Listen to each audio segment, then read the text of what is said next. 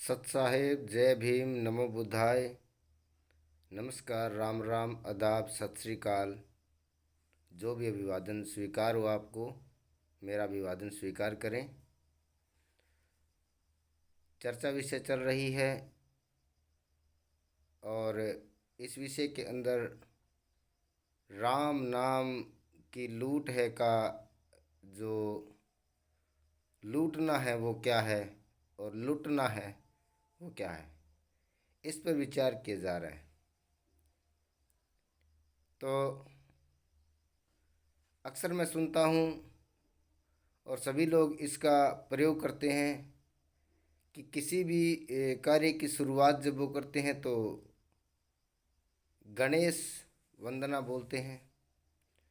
कुछ लोग जब उनका जय घोष करते हैं तो वो गजानंद भगवान का बोल करके और जय घोष करते हैं। बात कुछ नहीं है, बात है समझने की, शब्दों के सार्थक अर्थ को जानने की और उस शब्दावली का प्रयोग किए जाने के कारण की, कि उस शब्दावली का प्रयोग क्यों किया जा रहा है, किस संदर्भ में किया जा रहा है। वो पूजा अर्चना और वो गणेश वंदना और वो ये कार्य की शुरुआत, ये आरंभिकता, ये नियम, ये कायदे, ये जो बनाए जा रहे हैं, इनके ऊपर विचार करने का हमें अवसर मिला है। हमें ये जो मनुष्य देह हम धारे हुए हैं, जिसकी अक्सर चर्चा होती है, कहते हैं कि बड़ा दुर्लभ है ये, उमान को बड़ो ओखो मिले, इस प्रकार की बात धारणाएं चलती हैं। तो फिर शुरुआत की जाती है गणेश से।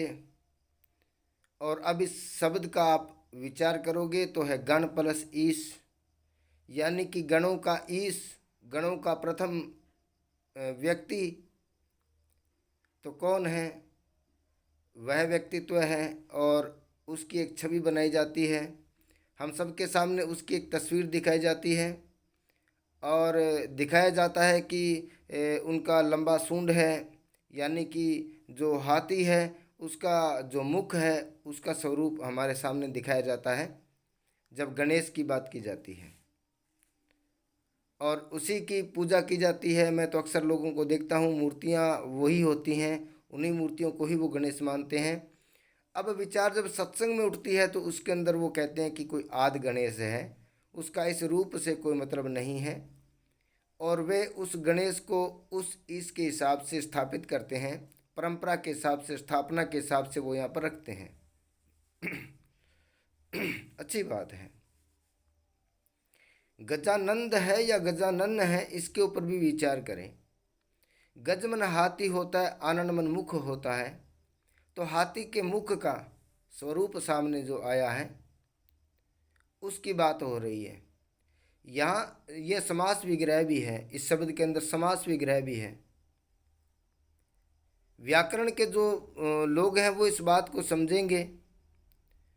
और मेरा ये, मैं जो वीडियो में जो संदेश देता हूँ, इसके पीछे मेरा मकसद होता है कि सोशल मीडिया पर आने वाले जितने भी शिक्षित लोग हैं, पढ़े लिखे जो लोग हैं, वे जो लोग जो सत्संग में अक्सर जाते हैं, सुनते हैं विचार और वहाँ सेवा प्रेम भाव भी वो करते हैं, उन सभी के लिए ये मेरा संदेश है कि वहाँ भी हमें एक संदेश मिलता है। उस संदेश को हमें संभालना होता है, देखना होता है कि उस संदेश में क्या विचार हैं।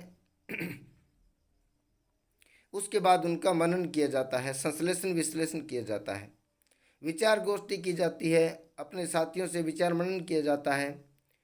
लेकिन थोड़ा सा इसमें मैं देख पा रहा हूँ कि कमियाँ हैं, पूरे तरीके से ये विचार विमर्श नहीं हो पा रहा है। लोग अक्सर इस विचार विमर्श से थोड़े हटके ही रह जाते हैं। तो ये एक माध्यम मिला हुआ है सोशल मीडिया का, इस मीडियम के माध्यम से हम अपनी बातों को अक्सर लोगों के बीच में देते हैं और जो लोग अपनी बातें रखते हैं उनको सुना जाता है और यहाँ पर हम उनके ऊपर भी देखते हैं, विचार करते हैं। बहुत से साथी हमें कमेंट में साथ सहयोग करते हैं और वे अपनी समस्याओं को साझा करते हैं, उनके साथ भी विचार किया जाता है। और कुछ लोग उसके बाद भी अक्सर ऑफलाइन जब हम होते हैं उनसे बात होती है तो भी वो इस तरीके से बातें होती हैं।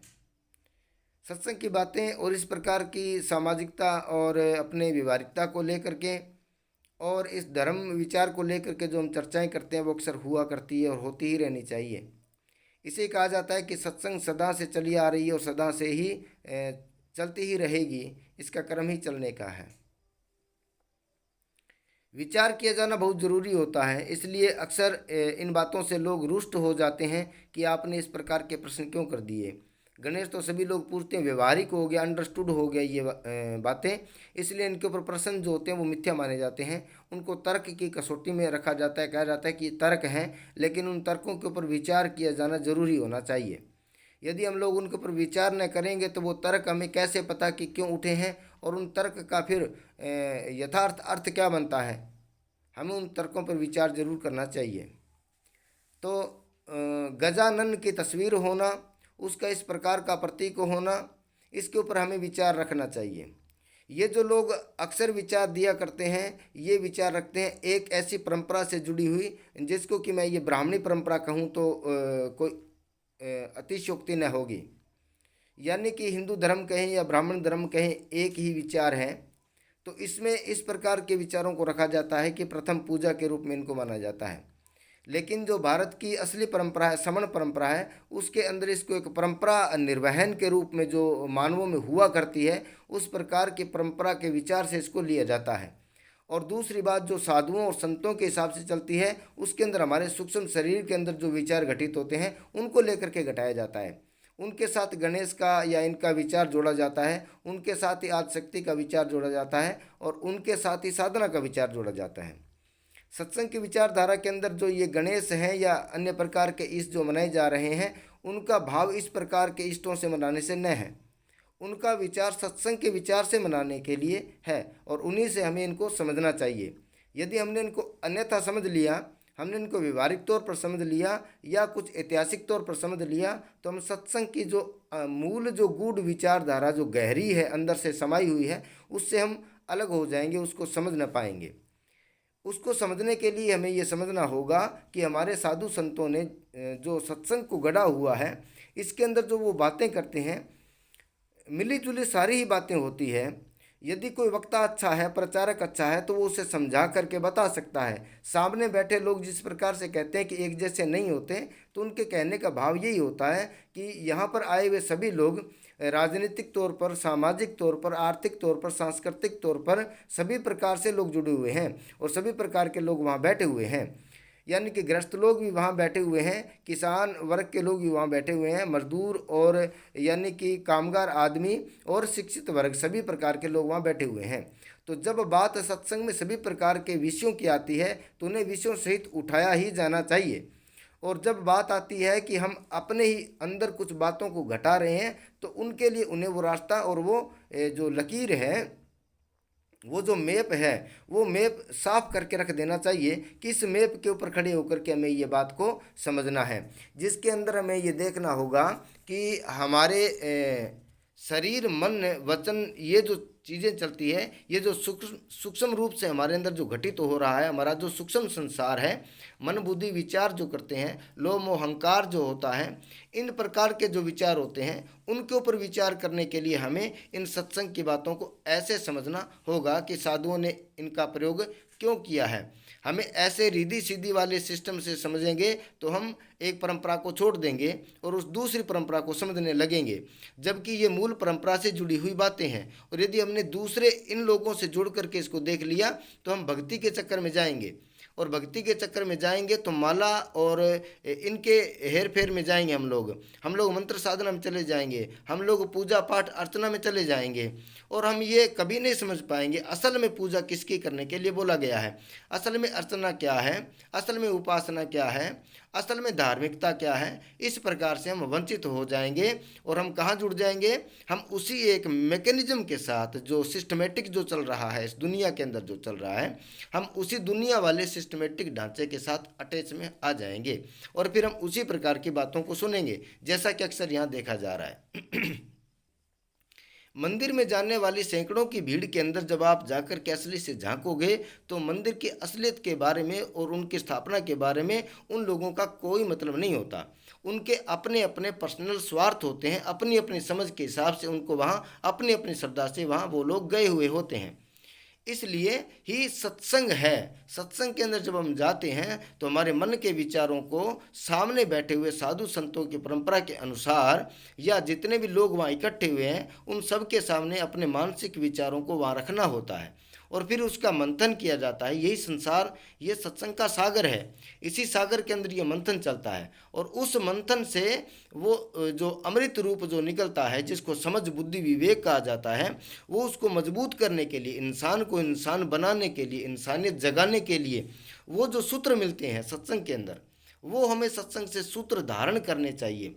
और जब वो धारण हम लोग करते हैं तो उसके लिए जो हमें प्रयास करने में जो कठिनाइयाँ आती हैं, जो मुश्किलें आती हैं, उन मुश्किलों का सामना हम लोग कैसे करेंगे, इसके लिए हमें कैसे कैसे प्रयोजन करने होंगे और कैसी कैसी युक्तियाँ अपनानी होंगी, ये युक्तियाँ हमें सत्संग के माध्यम से मिलती है।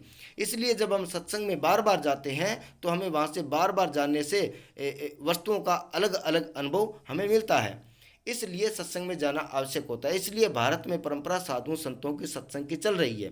इस सत्संग की परंपरा को आप इस प्रकार से ऐसे निठल्ले बैठ करके और सिर्फ मंत्र साधना के द्वारा, सिर्फ रिद्धि सिद्धि का प्रलोभन दे करके और कोई किसी कृपा या किसी ऐसी किसी बात का, काल्पनिक बातों का यथार्थ रूप में वर्णन करके जब कथावाचकों द्वारा या प्रचारकों द्वारा प्रचार कर दिया जाता है तो वहाँ जा कर के हमारी सत्संग जो होती है उसका मूल रूप गिर जाता है। और फिर गिर जाने के कारण उसके मूल रूप को न समझ करके उसके जो दिखावा रूप जो चल रहा होता है उसको अपना लिया जाता है और उसको अपना करके लोग अक्सर ऐसी ही धार्मिकता के अंदर हमेशा ही जकड़े रहते हैं। एक व्यक्ति पूरी जिंदगी उपासना पूजा में इसी में व्यतीत कर लेता है, फिर भी उसे इस प्रकार का कोई अनुभव नहीं होता है। इसलिए मेरा ये मानना है कि पूजा उपासना यदि करनी भी है, किस प्रकार से और क्यों करनी है, इसके ऊपर विचार मनन करने के बाद ही हमें इनको करना चाहिए और सही तरीके से करना चाहिए ताकि हमें इसका उचित लाभ मिल सके। जय भीम, नमो बुद्धाय, सत साहिब।